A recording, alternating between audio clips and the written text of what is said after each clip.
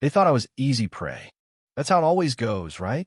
You're quiet, you keep your head down, nobody knows you, and people just decide what kind of person you are. But let me tell you, the moment you push a quiet kid into a corner, you might find out you picked the wrong one. That's exactly what happened to me, Sophia Chun, at Riverside Academy, where I landed at 17, already used to being the new kid more times than I care to count. I moved around a lot, 5 schools in 6 years. My mom's job had us packing up before I ever had a chance to make roots, so I got good at blending in, sticking to the shadows, keeping my stories to myself, always with my black hair pulled back, wireframe glasses slipping down my nose, and the smallest backpack in the hallway. People overlooked me. That was my shield until it wasn't.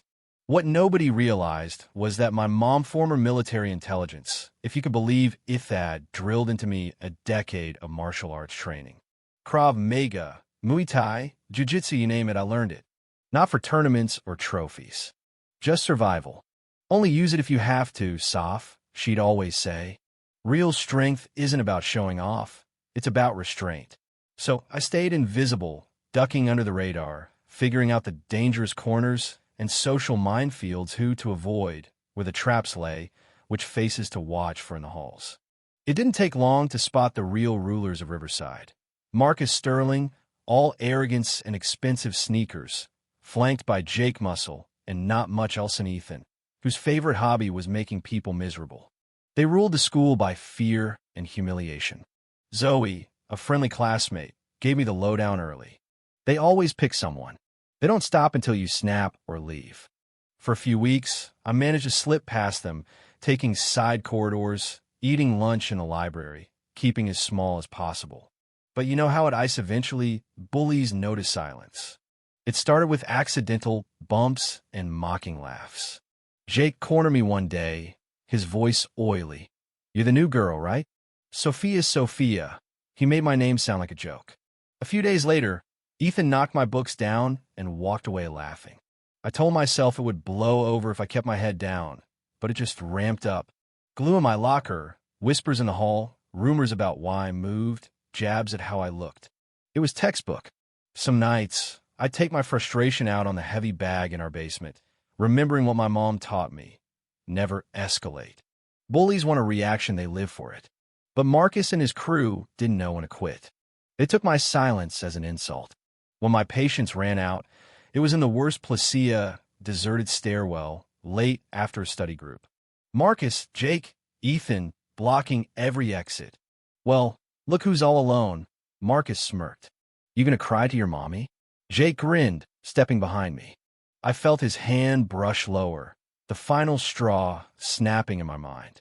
Let me back up. I'd gone through this before, always choosing restraint. But something changed in that moment. I was done hiding, done hoping things would fix themselves. Everything slowed down.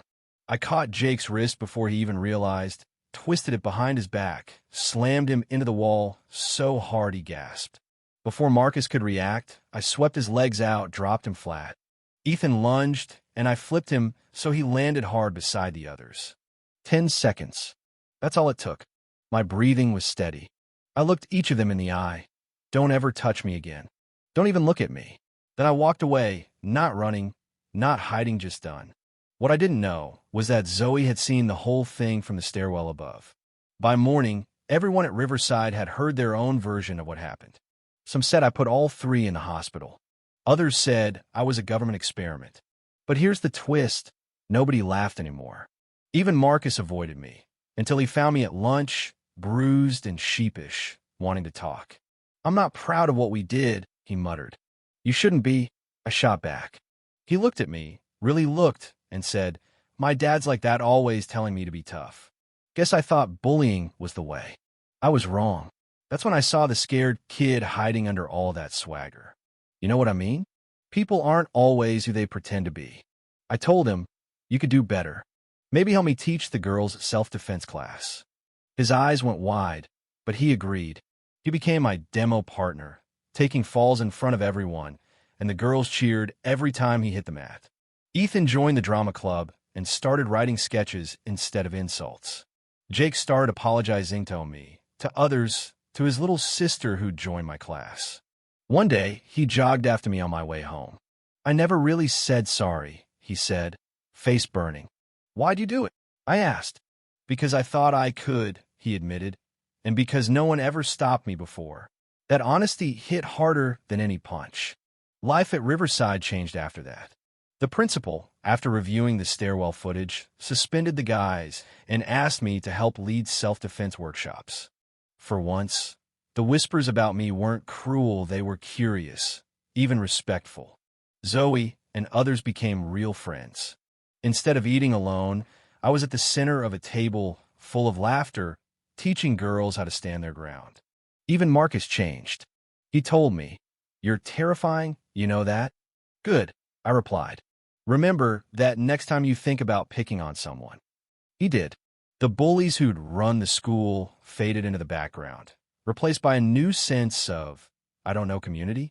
Girls started standing up for each other. Guys thought twice before making a move. On the last day before winter break, I found a little package in my lock hair keychain with mini boxing gloves and a note. To the girl who taught us all to stand up for ourselves, thanks for the wake-up call. MJ and E. I smiled and clipped it to my backpack, feeling for maybe the first time ever like I actually belonged. You see, I came to Riverside expecting to disappear, to survive until graduation without making noise. But sometimes you don't get to choose whether you make an impact. Sometimes, when you stand up for yourself, you end up standing up for a whole lot of people who needed someone to go first. So, here's what I want to know. If you saw something like this, someone getting pushed around, or someone finally standing up, what would you do?